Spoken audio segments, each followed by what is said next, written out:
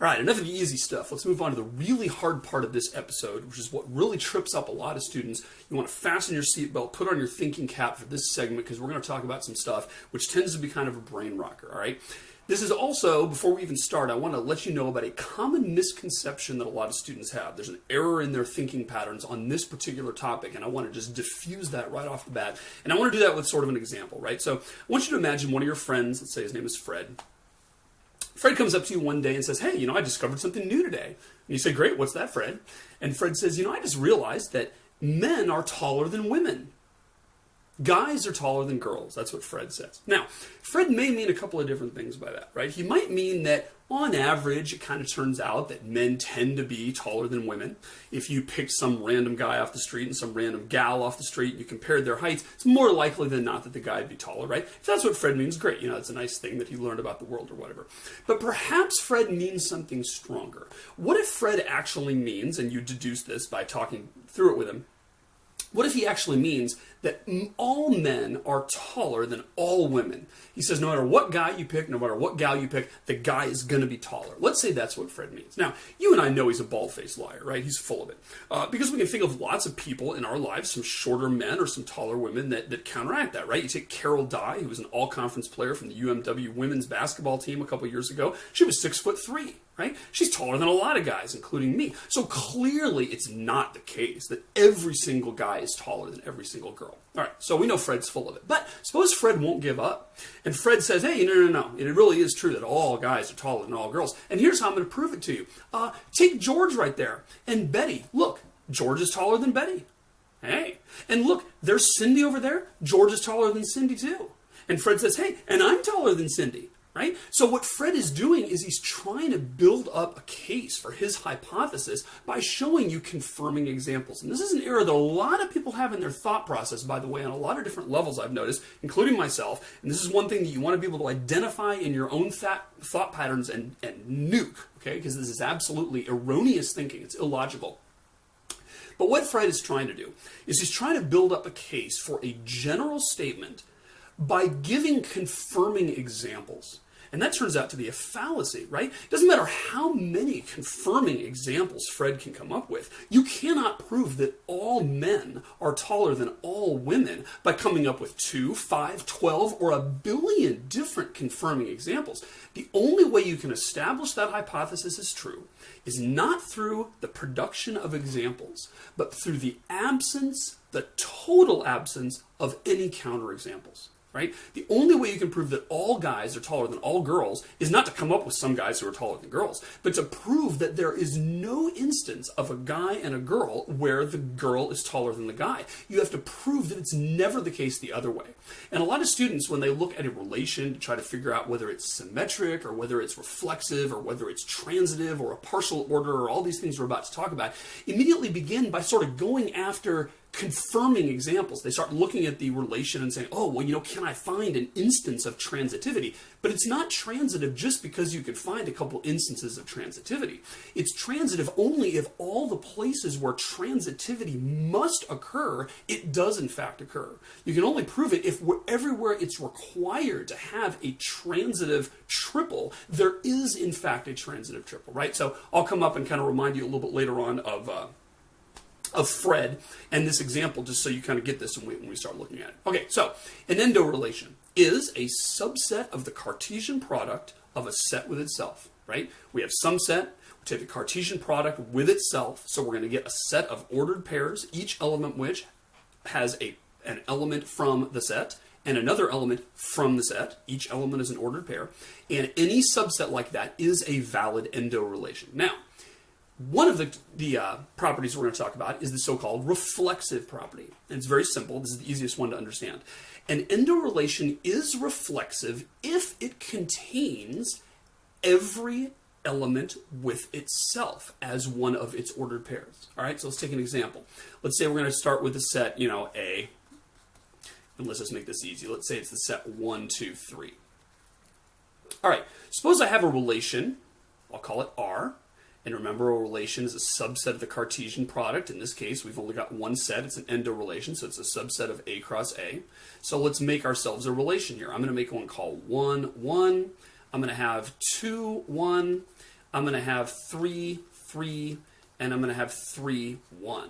Question, is this relation reflexive? And the answer is no, it is not reflexive. And that's because it doesn't contain every element with itself. It's got 1, 1, it's got 3, 3, but it doesn't have 2, 2. So if we make another relation, we call this R2, and we say that has 1, 1, and 2, 1, and 3, 1, and 2, 2, and 3, 3, that one is reflexive. And that's because it contains every element with itself. It's just that simple. It has to contain those elements. Notice that it can contain other stuff, right? This thing here and this thing here are both sort of extras. That doesn't make it not reflexive, but it must contain 1, 2, and 3, each one with themselves in order to be a valid reflexive relation. All right, next one. Symmetry. A relation is symmetric if every time AB appears, and I'm just going to use AB as letters, right, which can denote any elements in the set. If every time you've got an AB, you also have a BA. So every time there is an ordered pair, the reverse of the ordered pair must also occur. If that's true always, then it is considered a symmetric relation. So going back to our A equals 1, 2, 3. Let's make a relation. We'll call it R3. Also a subset of A cross A. And we're going to say it has 1, 2, and it's got 2, 1. And it's got 1, 3, and it's got 3, 1. And we'll also throw in 2, 3 here. Question, is this symmetric? And the answer is no, it is not symmetric. Now this is where I'm going to bring up Fred again. Because people look at this often and they say, well, wait a minute here. I mean, I have 1, 2, and I also have 2, 1. I mean, isn't that what symmetric's all about? Heck, if you needed any more proof, I've got 1, 3, and 3, 1. I mean, heck, this thing's symmetric galore. It is not, however, because this thing makes it not symmetric. The fact that 2, 3 is here and yet 3, 2 is not mean that it's not symmetric. So again, it doesn't matter that you can find confirming examples of symmetry. In order to be considered symmetric, it must be symmetric all the way down.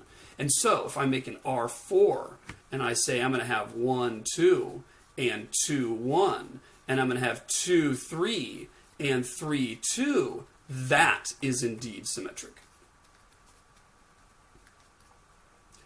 So notice, symmetry really is something that can only be messed up, right? I mean, consider this example. Check this out. What if I said R5 equals, you ready for this? The empty set. Is that symmetric? And the answer is yes, it is symmetric. Because every single instance of an ordered pair in here, of which there are none, the reverse also occurs, right? So it's just like Tommy and crossing the street. We say, Tommy, don't cross the street until all the cars go by. But if there aren't any cars, then heck, go ahead and cross the street, right? Same thing here. If there aren't any ordered pairs, then there aren't any requirements for symmetry. All we require for symmetry is that if you're going to put A, B in there, you better also put BA in there. Okay? Simple enough. Now, next one is antisymmetric. Now, by the way, don't confuse antisymmetric with asymmetric, which is a very different thing we'll talk about in a minute. Right now we're going to talk about antisymmetric. A relation is antisymmetric if, get this, every time there's an AB, there's not a BA. So if I have an ordered pair, I am guaranteed not to have the reverse of it. That's what antisymmetric means. Now, there's an exception to that. And the exception is, if I have an ordered pair that has the same element in there twice, that's okay, you just ignore it. So if we have 1, 1, there's no requirement for anti-symmetry there. We don't have to say, well, if we have 1, 1, then we better not have 1, 1, right? Then the whole thing wouldn't work, okay? So basically you ignore all the ones where it appears with itself. But anytime it appears not with itself, it had better the reverse had better not appear, right, for it to be antisymmetric. Okay, so let's look at that. So let's say we got our set here again, A equals 1, 2, 3. Suppose I have a set, I don't know what we're up to now, I'll say R17.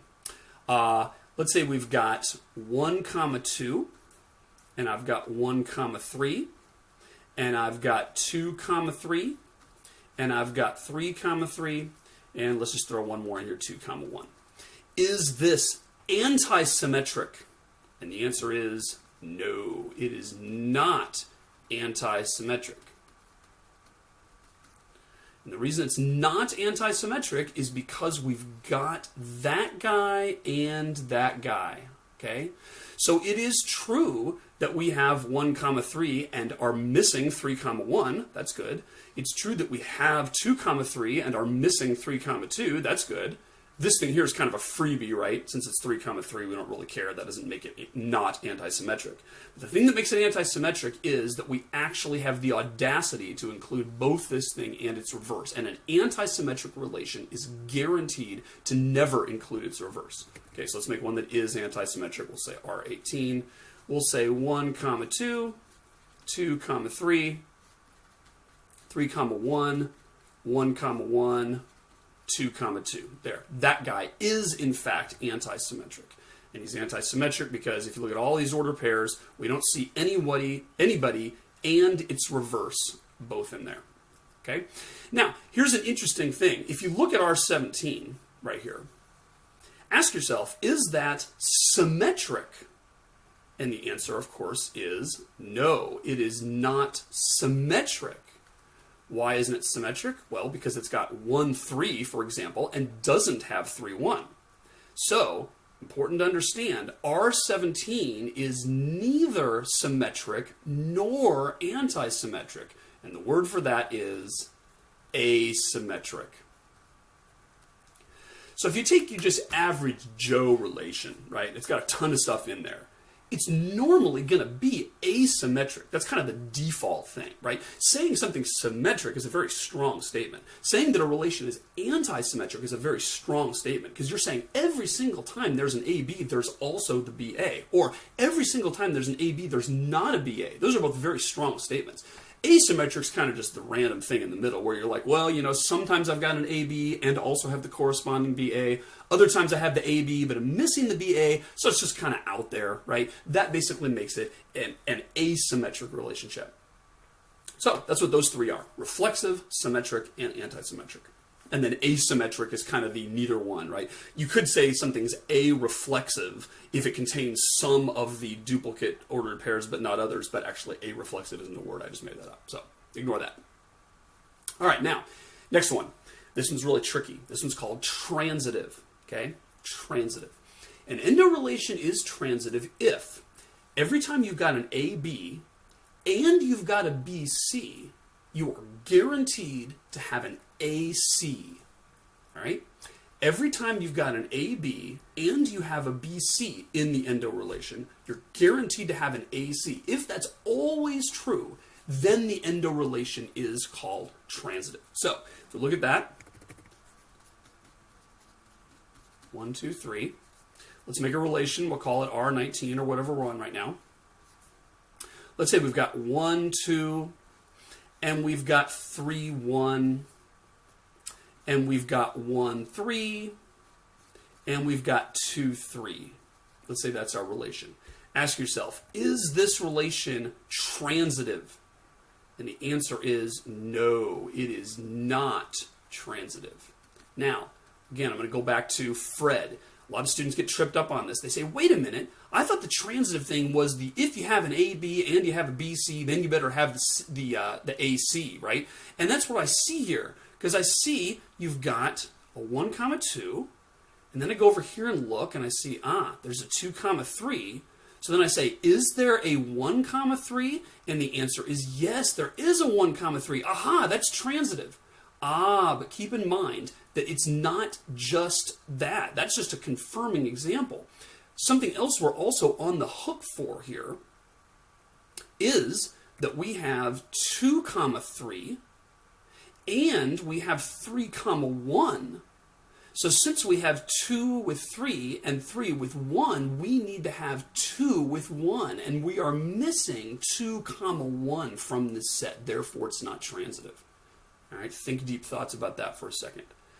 Every single instance where there is an AB and a BC, there had better be an AC, otherwise the thing ain't transitive.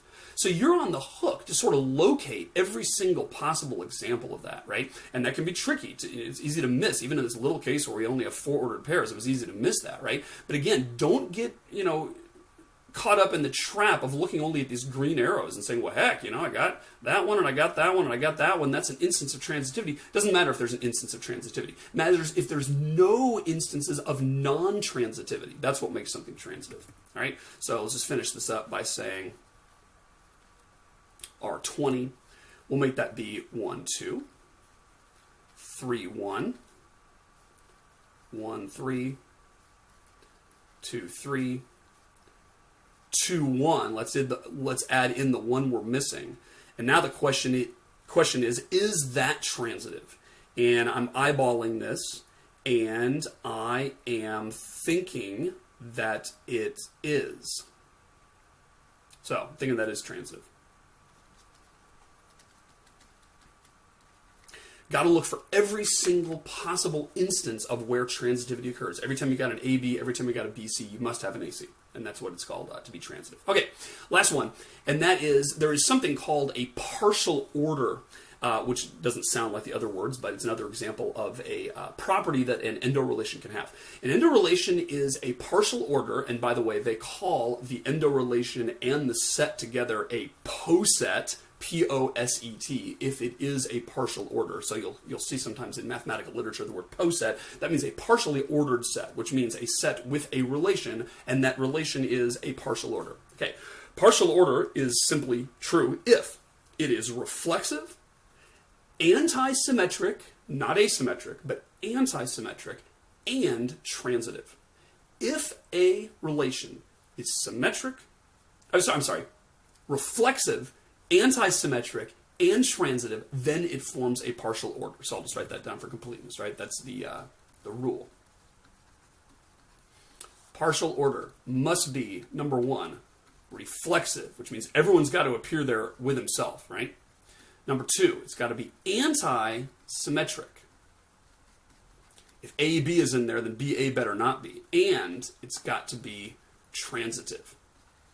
If AB is there and BC is there, then AC had better be there. And the reason it gets that name, partial order, is because it's basically, if you have some set, a partial order is a way of ordering the elements intelligently. For instance, let's say you had a bunch of people in your class, and you could measure their IQs. Now, let's say you don't measure everyone's IQ, so you don't know how smart everybody is, but you measured some of their IQs, okay? So you're able to say, okay, Cindy is smarter than Bob, and Josephine is smarter than Jezebel, and Bob is smarter than Tom, right? So you know certain ones are in there that are smarter than each other.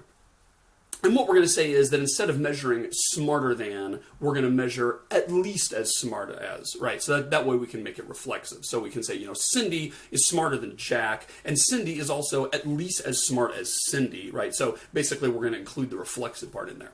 If you think about it, it doesn't make sense to do that unless that relation that you make is a partial order. Because it wouldn't make sense to say Adam is smarter than Biff, and Biff is smarter than Chuck. Oh, but Adam is not smarter than Chuck, right? I mean, come on, if Adam's smarter than Biff and Biff is smarter than Chuck, well, then Adam's definitely smarter than Chuck, right? So it's got to be transitive to even make sense. It also has to be antisymmetric, because it wouldn't make sense to say, oh, Adam's smarter than Biff. Oh, but you know what? Biff's also smarter than Adam. I mean, that's ridiculous too, right? So the bottom line is that relation, in order to be called a partial order, has to give you an intelligent way to order them. And the reason it's called a partial order instead of a total order is because there are some elements that are completely missing, right? If we don't measure certain people's IQs, then there's no way for us to know if one person is smarter than another. So you don't have to have every single person in there saying he's smarter than him and she's smarter than her and she's smarter than him and he's smarter than her. You don't have to have that for everybody. You can have that for just some of them. But the ones you do have had better make sense. And if it's not antisymmetric, it doesn't make sense as an ordering. And if it's not transitive, it doesn't make sense as an ordering. And the reflexive part is just put in there to sort of make it uniform. And anytime we deal with something like smarter than, we say, well, let's call it at least as smart as. And then, everyone is at least as smart as themselves because they're exactly as smart as themselves, right? All right, so those are your properties. We got reflexivity, we have symmetry, we have antisymmetry, we have transitivity, and then we have partial orders. And basically what we've done in this segment is just look at extensionally defined relations and going through, and in that case it's just a matter of cranking through the mechanics of making sure the property is satisfied. In the next segment we'll talk about intentionally defined relations and how you would go about determining whether they have those properties there. All right. But before we do that, let's do a little bit of quick review. We got a couple sets, Q and Z, and I want to know, is this a valid relation between Q and Z? And the answer is yes, it is, because it is in fact a subset of the Cartesian product, and therefore it is a valid relation. What about the empty set? Is the empty set a valid relation between Q and Z? Yes, it is, because the empty set is a subset of every set, therefore the empty set is a valid relation between any two sets. Is square 3 a valid relation between Q and Z? No, it's not. If I caught you here, it's probably because you may think I'm being anal with my curly braces versus my parentheses, but I guarantee you this is good for you, kind of like eating your vegetables.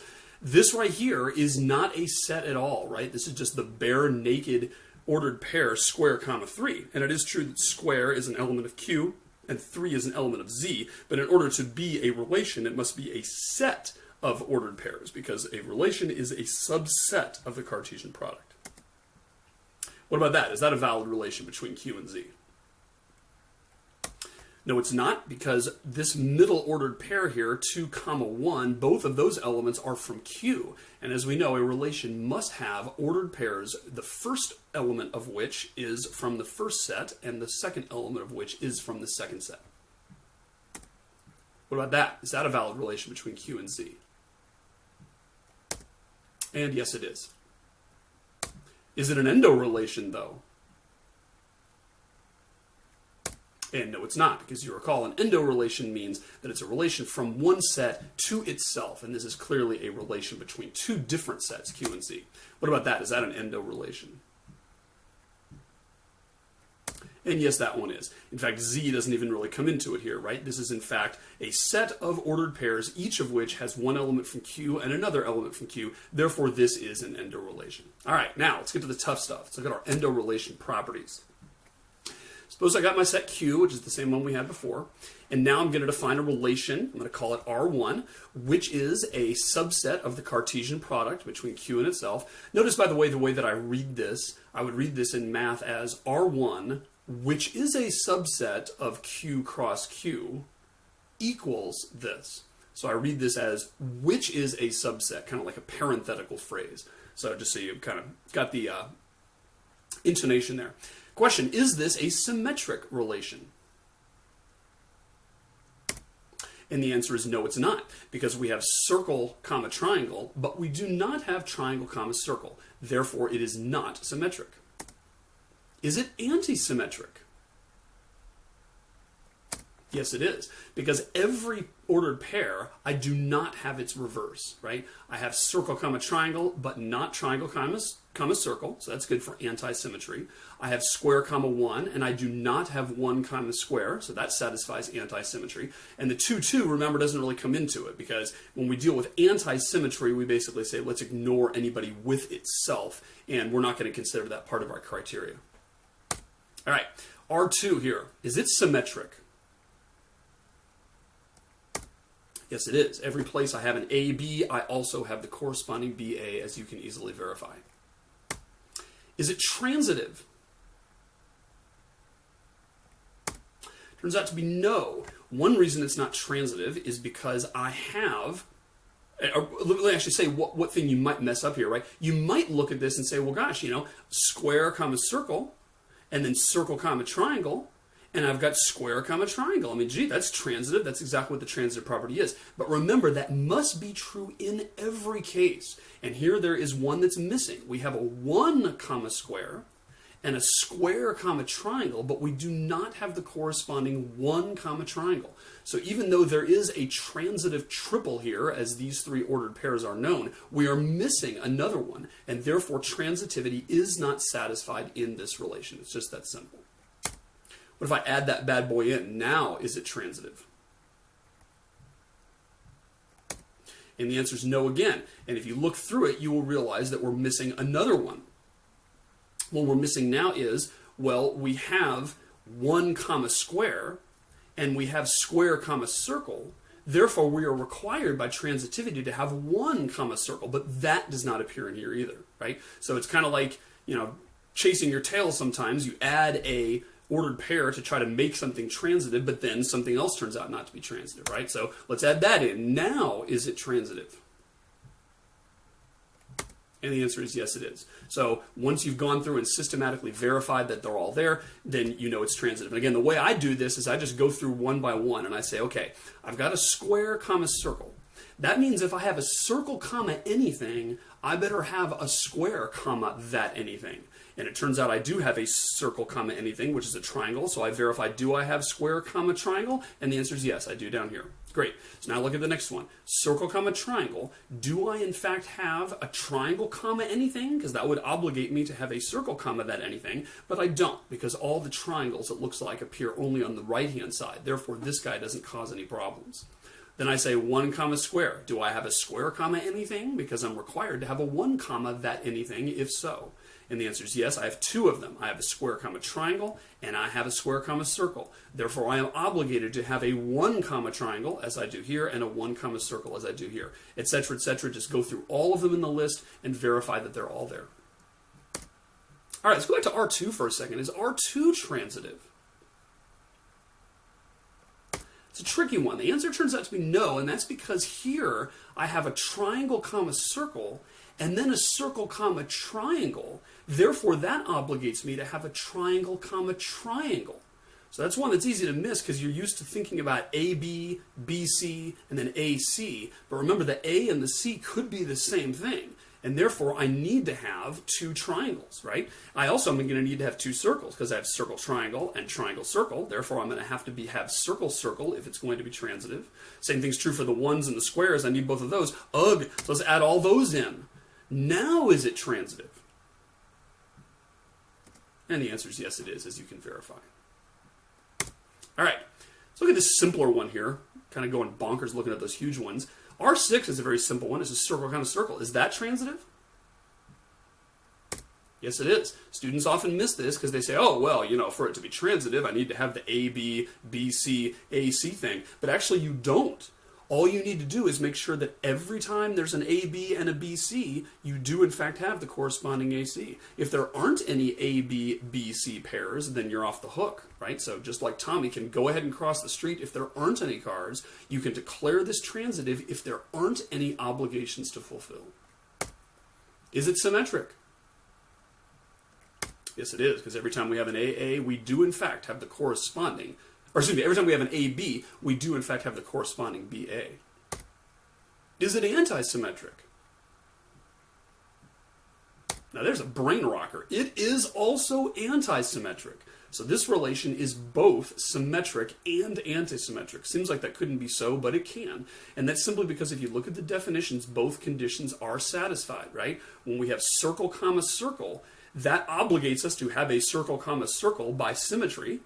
But by antisymmetry, the circle comma circle doesn't even come into it, right? Because antisymmetry says, hey, if you're with yourself, I don't even care. All I care about is if there's an A, B that are different, that must imply that there's not a BA. And so incredibly here, both the conditions for symmetry and antisymmetry are satisfied with this simple set. And by the way, the empty set is also both symmetric and antisymmetric for the same reason.